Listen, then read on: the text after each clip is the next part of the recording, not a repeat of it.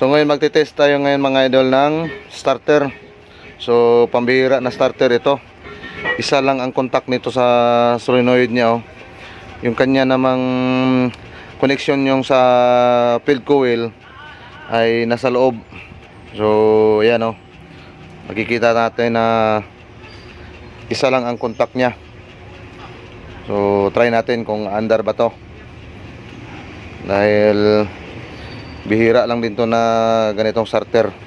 Madalas kasi dalawa ang nakausli dito na bolt. So ngayon try natin paandarin.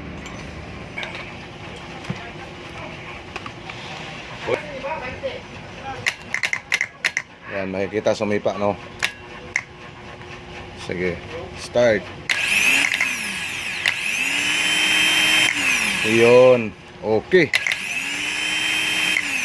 Kondisyon pa sa nagtesting.